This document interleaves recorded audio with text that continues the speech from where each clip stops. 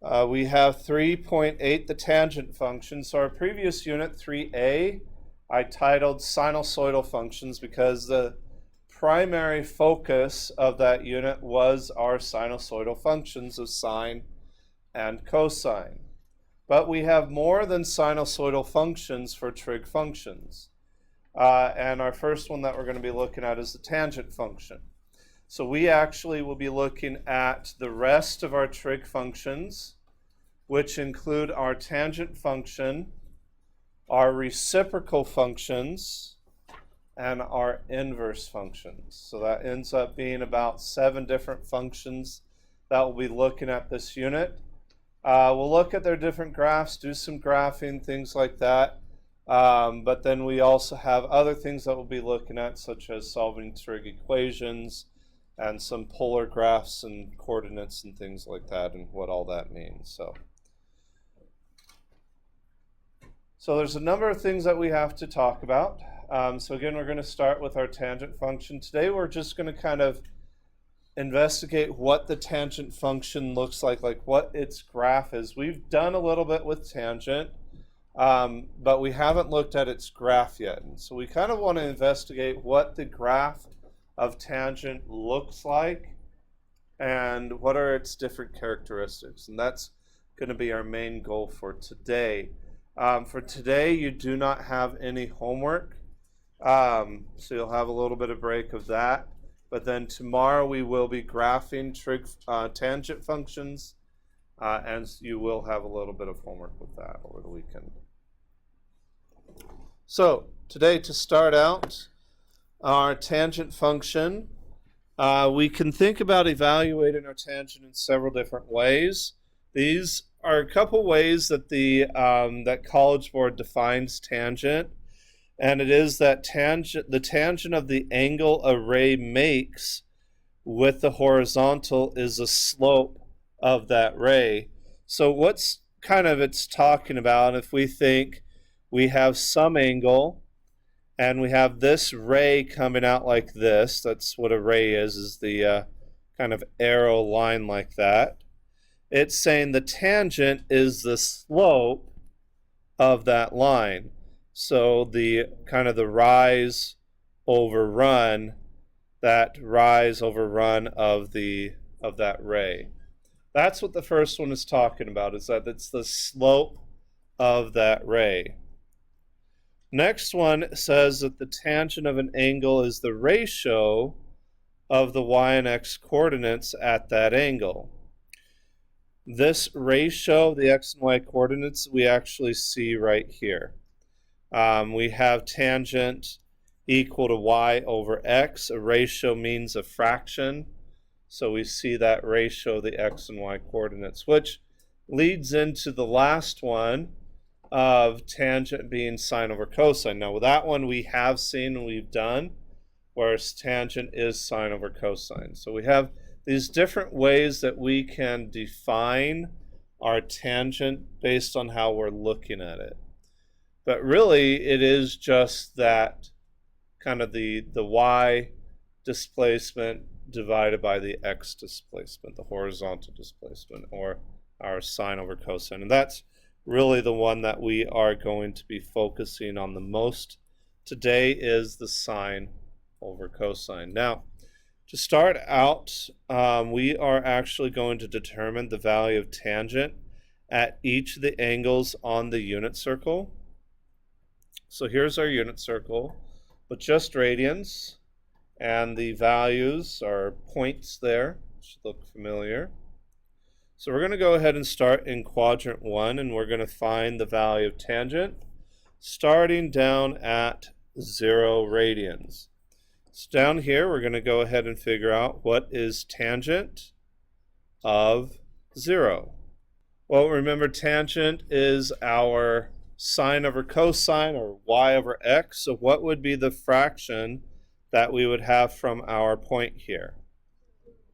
0 over 1, right? Sine is 0, and then 0 over 1. Well, what is 0 divided by 1? Just 0, right? Okay, let's go ahead and look at pi over 6. So we're going to do tangent of pi over 6. We're just going to kind of go up and around the unit circle and do each of those. All right, so what am I going to divide for pi over 6? Now this is going to require a little bit of work and there's not much space here, so I'm going to go ahead and utilize the space that we have up here to do some of that work.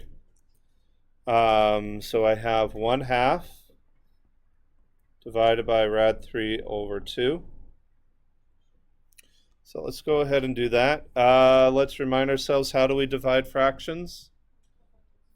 Multiply by the reciprocal, so 1/2 times 2 over rad 3. What happens to those 2's? Cancels. And what am I left with? Now, that is our value of tangent, 1 over rad 3. Now, we don't really like having a radical in the denominator, so we're going to rationalize this. Let's see if we remember that process. What are we going to multiply top and bottom to rationalize? The rad 3, right? So I'm going to multiply the denominator rad 3 top and bottom. So rad 3 over rad 9. Well, what's the square root of 9? So I have rad 3 over 3. This is the answer I want to write down. Down on that unit circle, that's my answer for tangent at pi over 6. Rad 3 over 3. And the reason we're doing this, getting the rad 3 over 3, is this is the value of tangent that we will see most often, and it's in this form, rad 3 over 3. Occasionally we might come across 1 over rad 3, but most often we'll see rad 3 over 3. So let's go ahead and write that down here. So I have tangent of pi over 6 was that fraction, that ratio, and it gave me rad 3 over 3. All right, let's go ahead and do pi over 4. So tangent at pi over 4. What would be our ratio? Rad 2 over 2 divided by rad 2 over 2. What would that be equal to? 1, right? Because it's something divided by itself. Regardless of what it is, it should be equal to 1. That was nice and easy. Tangent is equal to 1 there. All right, let's go ahead and do our next one, pi over 3. So tangent at pi over 3. What would be our fraction there? Over 1/2. And let's go ahead and go back up to my little scratch work spot up here to do that. So rad 3 over 2 divided by 1/2. How do we divide fractions again? So rad 3 over 2 times 2 over 1. What happens to our 2's? And what are we left with? Rad 3 over 1, or just rad 3. So down here, tangent of pi over 3 is equal to rad 3. All right, let's go ahead and do pi over 2. So tangent of pi over 2, what would be my ratio? And can we divide by 0? So what do we write? Undefined. So tangent is undefined at pi over 2.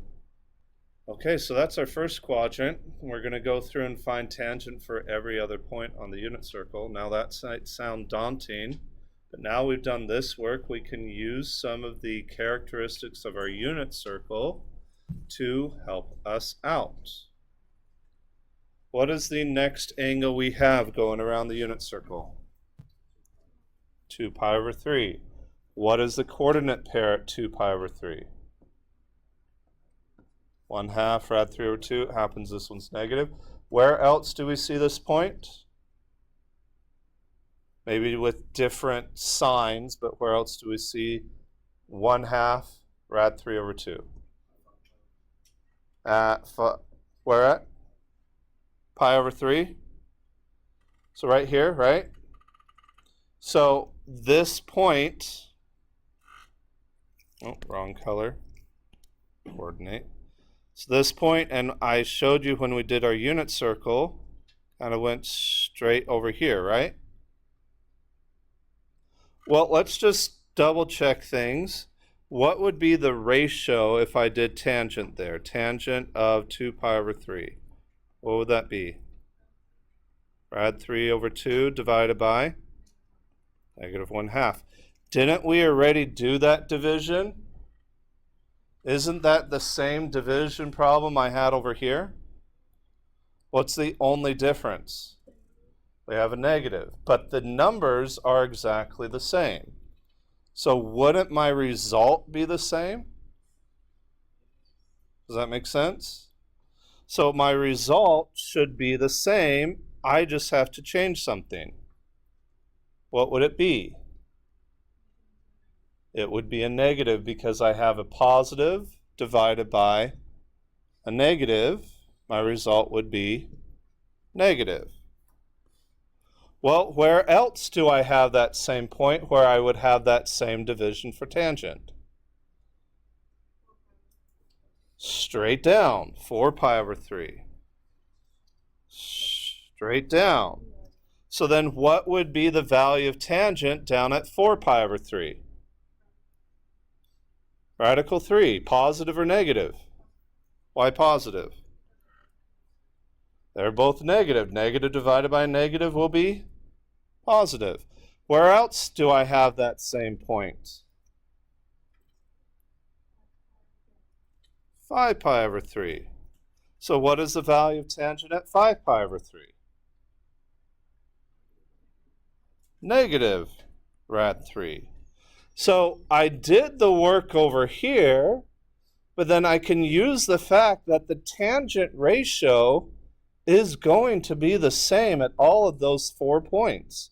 All I have to do is just change the sign according to the quadrant. It's the same idea I showed you guys when we first built the unit circle. And to help you memorize, is that the first quadrant literally just reflects and goes into the other 3. We have that relationship. Okay? So thinking along those lines, I want you to quickly fill in the rest of the unit circle. What would be the value of tangent at each of those other points? All right, let's see what you guys have.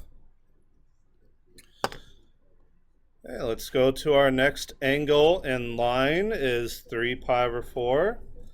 Julia, what would be the value of tangent at 3 pi over 4?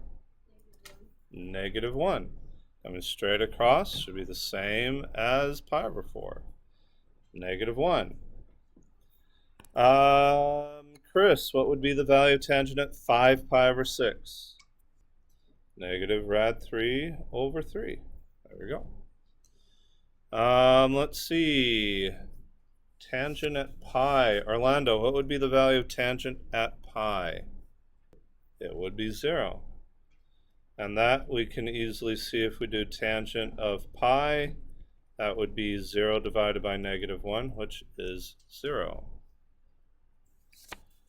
All right, going down to the next one, 7 pi over 6. Gabriel, what would be the value of tangent at 7 pi over 6? Rad 3 over 3. Mandy, 5 pi over 4. What was that? 1. All right, we already did 4 pi over 3, so over to 3 pi over 2. Aaron, what would be the value of tangent at 3 pi over 2? What was that? Undefined. And that again is because tangent at 3 pi over 2 would be negative 1 over 0, which we can't do that. All right, we did 5 pi over 3, so over to 7 pi over 4. What is the value of tangent at 7 pi over 4? Sophia V. 7 pi over 4. 7 pi over 4. Negative 1. And then Jet, 11 pi over 6. Negative rad 3 over 3. Perfect. All right. Wait, that was green. It's following the wrong line. Okay. So these are the values of tangent going around our unit circle. These are going to be often common values that we will see, and we just did all the work here. What I would highly recommend you do at some point, you don't have to do it right now, but at some point, is you add these tangent values to your printed unit circle as a quick reference. So when you're asked to find a value of tangent or things like that, you can quickly reference, oh, I already did all that work. I don't need to do the division again. I already did it all. This is the value. Or sometimes they'll say, okay, when is tangent equal to negative rad 3 over 3? If you have these, you're like, oh, that's at 11 pi over 6 and 5 pi over 6. Because we have that quick reference. Okay? All right, let's go ahead and use these values now to graph tangent. So we are going to graph tangent using these values from the unit circle. Starting from 0 over to 2 pi and then going backwards a little bit to negative pi. But we will start with 0 over to 2 pi.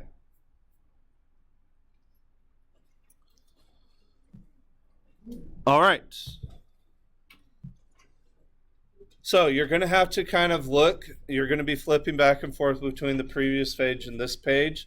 So if you kind of lay them out flat a little bit, that would probably be the most useful. So you can view and reference that page that we just did. Okay, let's start at 0. What was the value of tangent at 0? We said 0, right? What was our next angle up on the unit circle? All right, what was tangent at pi over 6? All right, let's use our calculator real quick. What is the value of rad 3 over 3 in a decimal? Go ahead and find that decimal for me, please. This is a little hard to say, like, I don't know where rad 3 over 3 is on the scale there.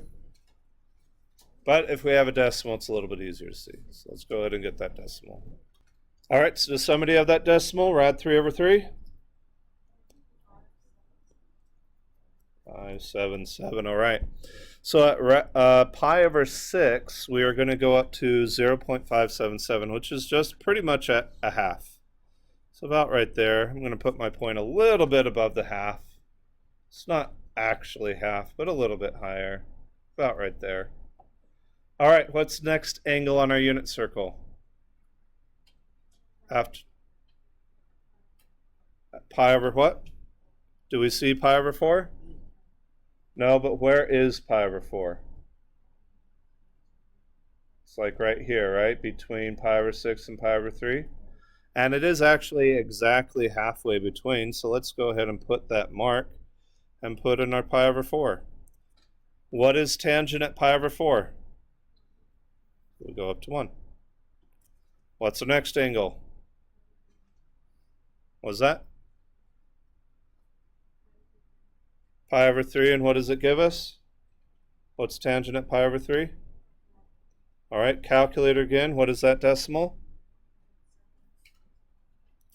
1732. Okay, so I go up at pi over 3 up to 1.732, and this is a sketch, so it's about right here. Halfway between a half and a whole is 0.75, so that's pretty close to about halfway there, halfway between. And then our next angle is pi over 2. What is tangent at pi over 2? What does it mean, undefined? What am I going to put if we're undefined? What do we have if we're undefined? It's not a whole. What was that? It is an asymptote. So it is a vertical asymptote that we get there. And we've seen vertical asymptotes before. But when we are undefined, we actually get these vertical asymptotes. So tangent gets to have vertical asymptotes. So we have VAs whenever we are undefined. All right, let's keep going around. 2 pi over 3, what's the value of tangent at 2 pi over 3? Negative what? Which we said negative rad 3, that would be negative 1.732. So almost halfway between 1.5 and 2, so about down there. What's our next angle? And we don't see it, so let's put it in, 3 pi over 4. What's the value of tangent at 3 pi over 4? -1. What's the value of tangent at 5 pi over 6? The negative 0.577, the negative rad 3 over 3, so that's going to be about here. Pi, what is tangent at pi? 0. So we are kind of just keeping on to, putting in these points as we're going. I want you to see if you can fill in the rest of the graph at least up to 2 pi.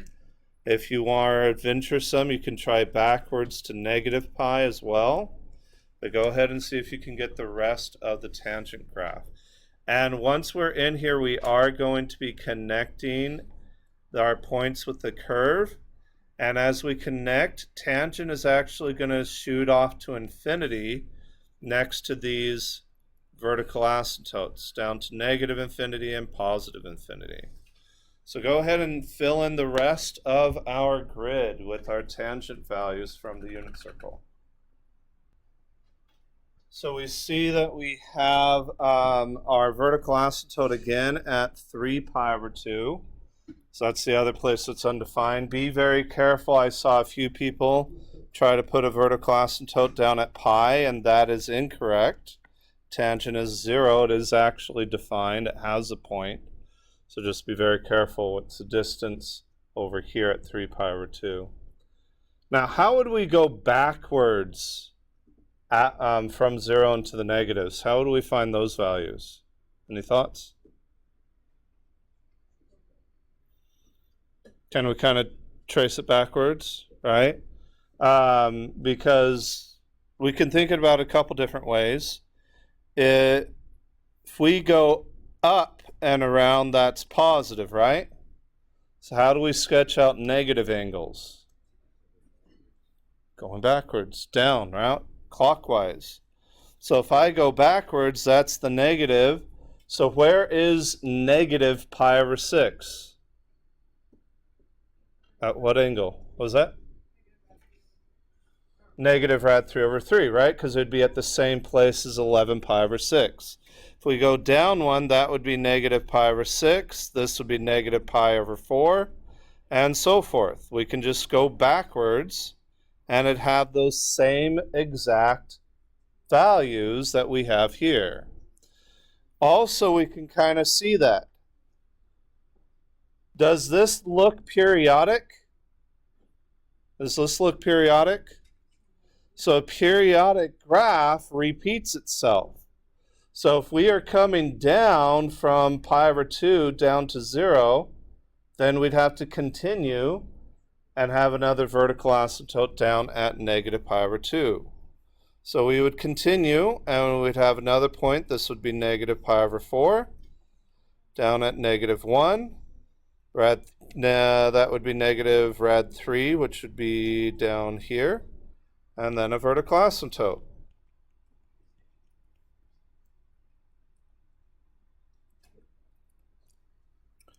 And then I can continue going. I would have negative 2 pi over 3, would again have a point. I would start up here at the positive, and then I'd have my negative 3 pi over 4. That'd be positive 1, and then this would be positive rad 3 over 3, and then 0 at negative pi. And it just keeps on going in that form. So that would be our tangent graph, which again we are able to form just by using our unit circle. So again, we said this is periodic. It's definitely repeating.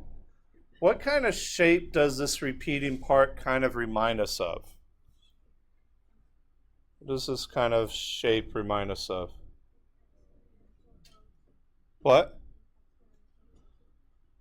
Not exponential, per se. Because exponential would be something like 3 to the x. Not logarithmic. Cubic. This kind of looks like a cubic graph. It's not exact, obviously, but it is similar to a cubic graph. So sometimes we'll say like, hey, we have this like cubic kind of nature going on in here. All right. So it is definitely periodic. So then what is the period of the tangent function? Can we calculate the period of our tangent function? What is that length it takes to repeat itself? Well, an easy point to look at is at 0. Where do we see 0 again? When does it repeat that?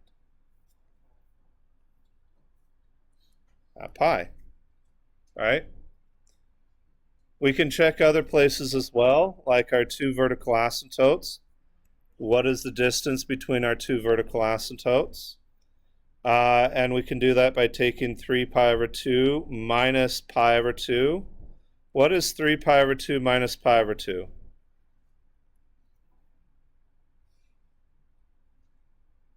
What's 3 minus 1? 2 pi over 2, right? What does that reduce to? Pi, which is the same as what we said going from 0 to pi.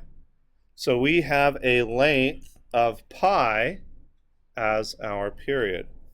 So tangent functions have a period of pi for the parent graph. Does anybody remember what was our period for sine and cosine? How long did it take for those to repeat on the parent graphs? Somebody said it, what was that? 2 pi, all right? And we had that equation. What was that equation for our period when we did sine and cosine? What was that equation we used? It was 2 pi over b. And if we think about sine or cosine, the parent function b is equal to 1. So that'd be 2 pi over 1 or 2 pi. So that's for sine and cosine functions. Guess what? We have a period equation for tangent functions. What do you think the period equation for tangent is going to be? So this is for sine and cosine.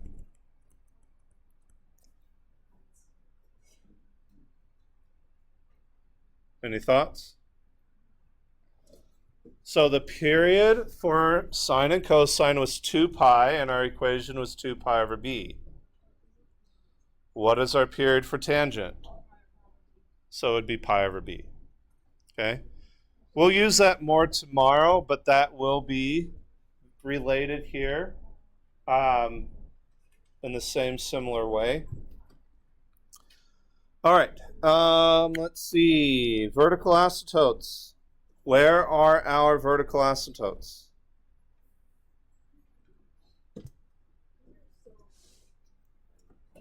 Pi over 2 is 1. Where else?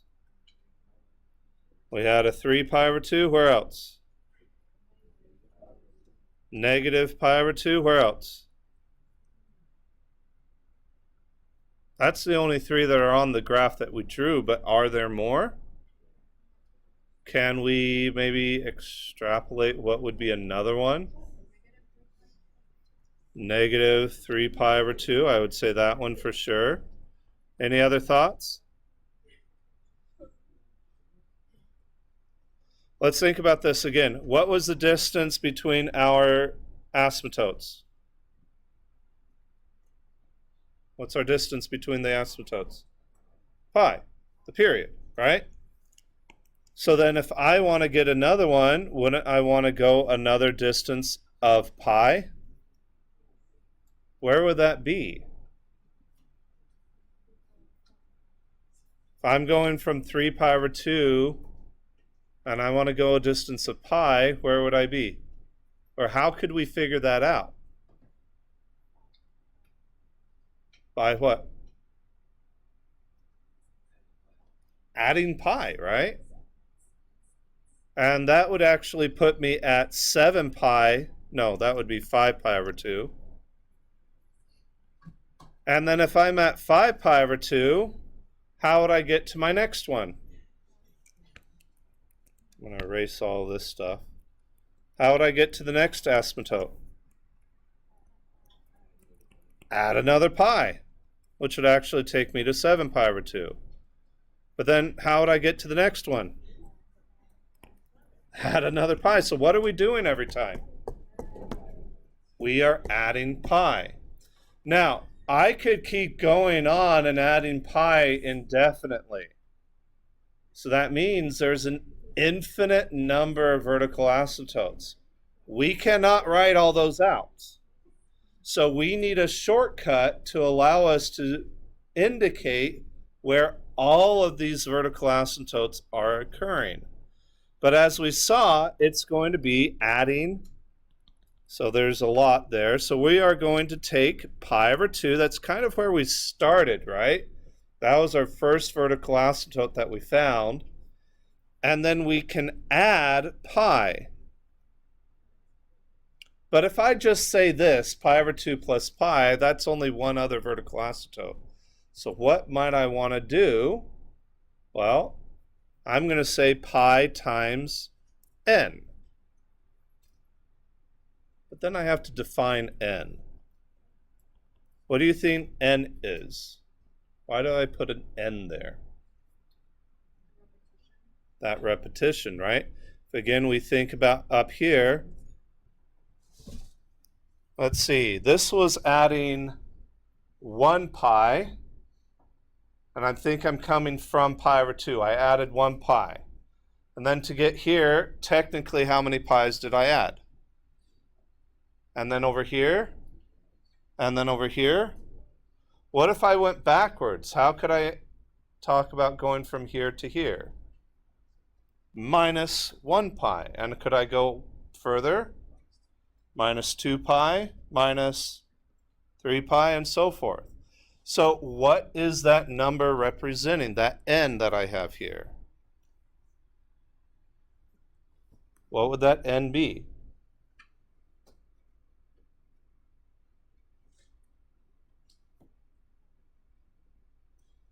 Let's think. I added 1 pi, added 2 pi, 3 pi, 4 pi.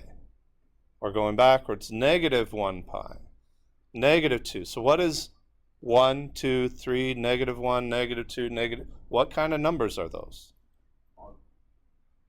Not all real, because I'm not adding 0.5 pi. Integers. We have a name for these. They are integers. So negative. So n is equal to like negative 2, negative 1, 0, 1, 2, or our integers. Okay?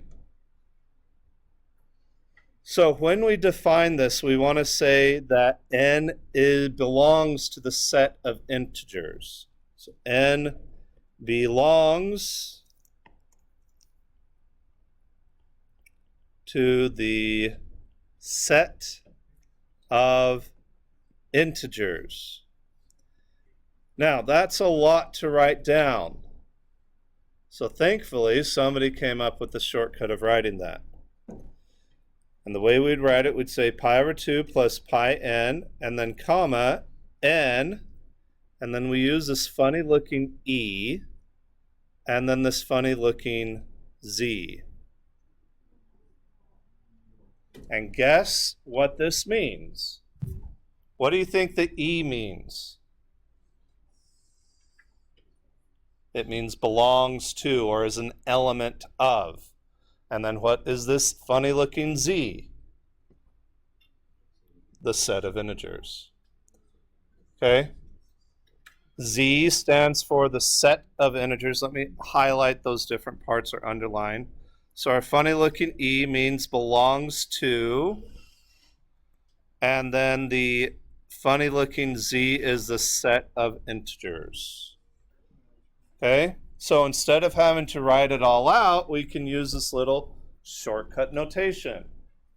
Okay, all right, we have 3 minutes, so let's go ahead and do the last 2 parts here fairly quickly. Looking at our graph, is tangent increasing, decreasing, or both? Remember, we figure this out by going left to right. So as I travel my graph, am I increasing or decreasing? And then I jump down here, what am I doing? Going up, right? Increasing, jump down here, what am I doing? Increasing, jump down here.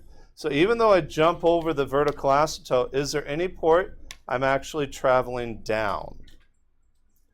No. So this tangent function is always